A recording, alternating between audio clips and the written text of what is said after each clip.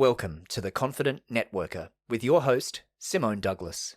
In each insightful episode, she chats with one of the leading people from the BNI and business world. All right, so welcome to this week's episode of The Confident Networker, and today I am joined by the very intriguing Mr. Bob Gloyn from Bob Gloyn Photography. Thanks, Bob, for joining me.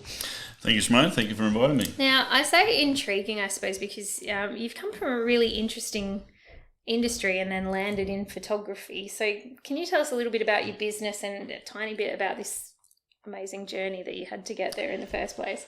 I can, yeah. A little bit about my business. Bob Gloyn Photography nowadays is about corporate, commercial and event photography. That's the three areas I focus on. That's the three areas I enjoy to work in, and the three areas I'm trying to grow. Corporate, by that I mean headshots, people, the business, the human side of it. Yep. Commercial is more the products and the service, you know, whether it be a bottle of wine or a cushion or whatever product you sell. And events, well, as the name suggests, it's events, functions, where gatherings, significant birthdays and things like that. Okay, yeah. Cool. What did you do before you had Bob Gloyn Photography? Prior to Bob Gloyn Photography, I worked for Caltex for probably close on 15 years, I think it was. Started there as commercial business manager for the South Australian regional area, predominantly on the Eyre Peninsula. But then that grew to include a very large portion of rural South Australia. Yeah. And with that, there was all the commercial business aspect of it, where anyone that bought large quantities of fuel, lubricants, that was my business to look after that, to either convert them from an opposition brand into a Caltex brand, or to get them to come on board to the Caltex delivery of fuels and lubricants. Yeah. That gave me a massive insight to how business really works. Prior to that, I worked for a small engineering firm in Whyalla.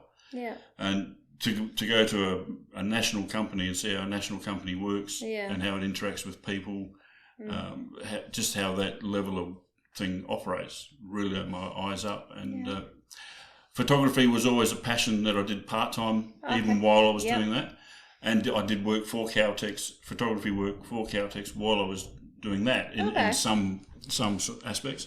And then that's when that role came to an end. I had plenty of warning it was going to end. Yeah.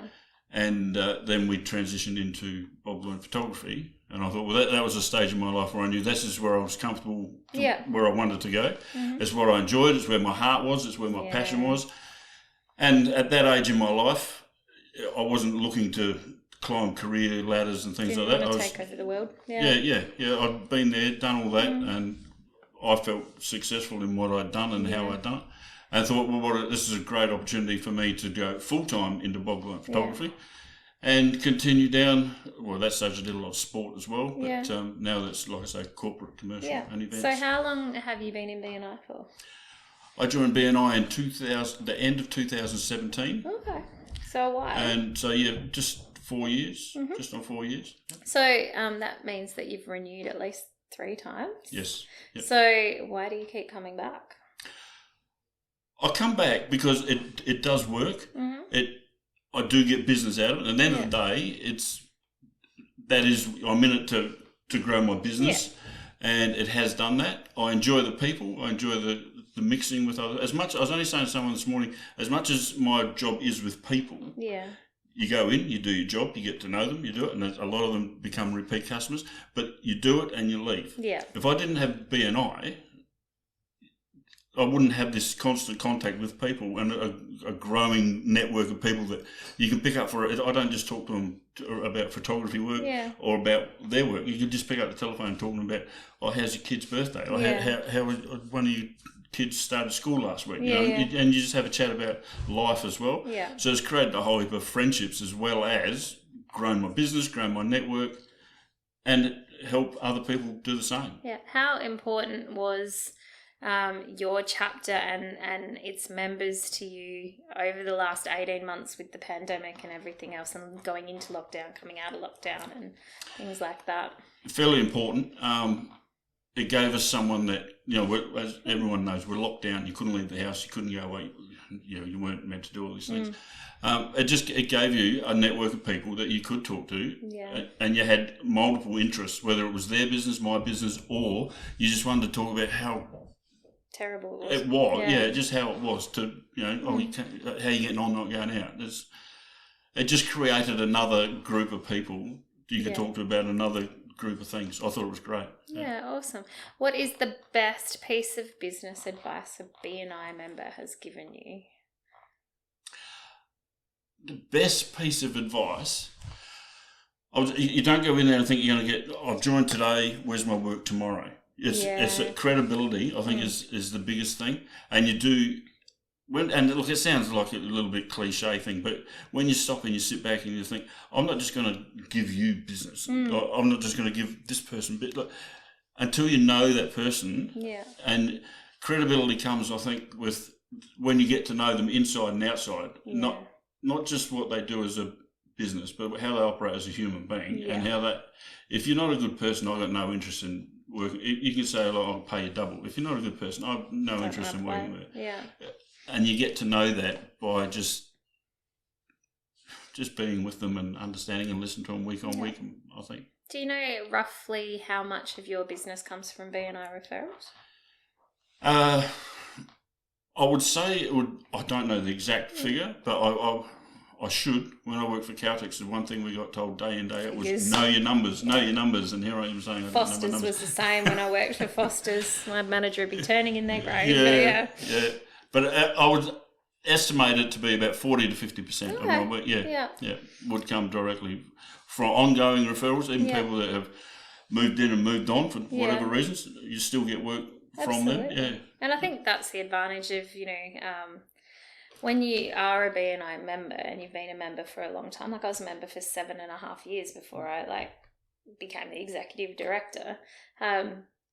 They become business family because you get to know them, you build those relationships, and it's not about what they can do for you, it's about who they are as a human being. That relationship never goes away.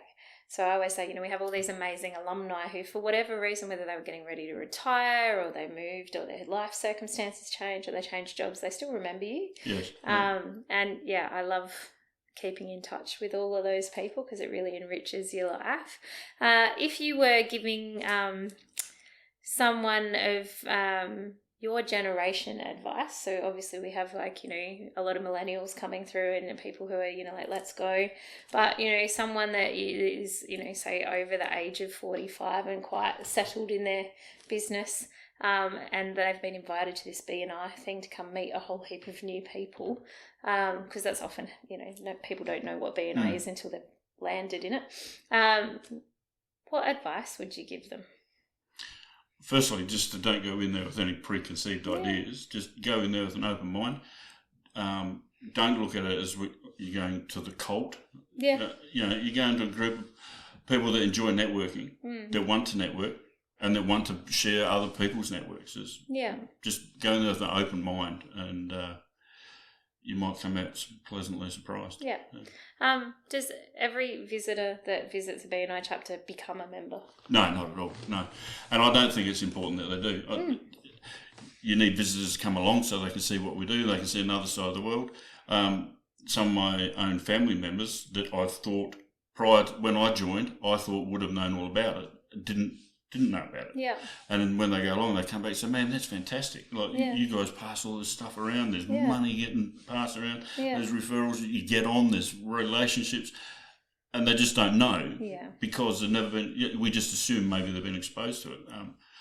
I like to say it's Australia's best kept business secret. Because, absolutely. If you've come across a BNI chapter networking event as opposed to a chamber event or something else, it's usually because someone's invited you. Yeah. Sometimes people get lucky and they Google networking and it pops up, but it's I love the fact that as a visitor you get this deck of business cards of the members, and you know that they're bound by a code of ethics.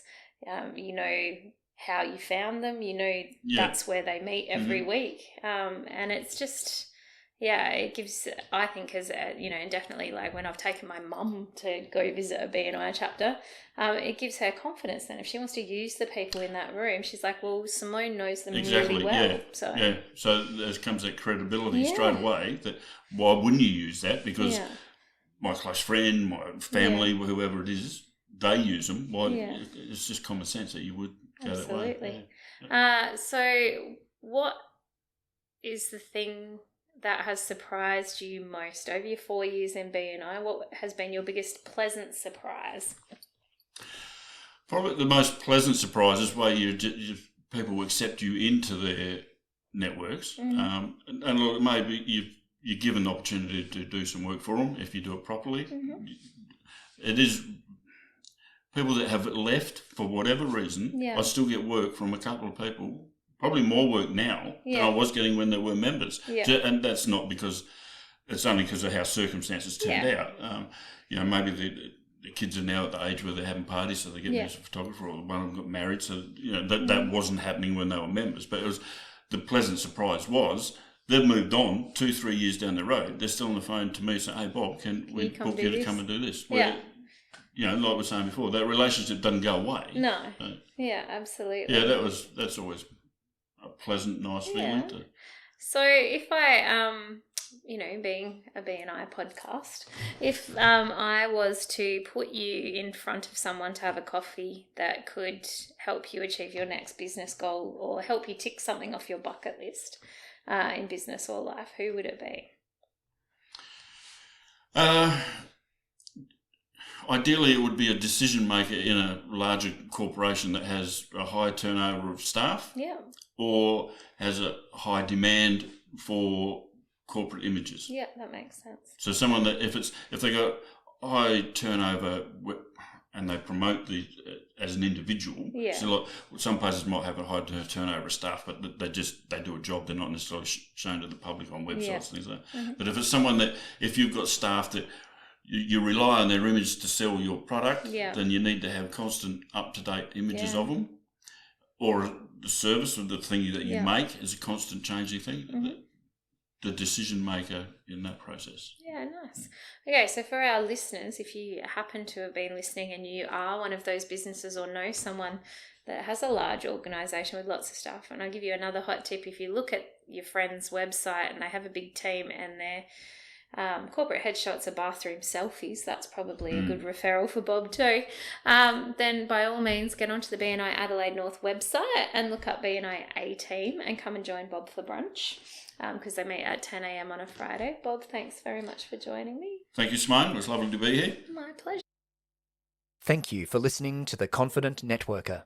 You can find more episodes and information at bnian.com.au/podcast.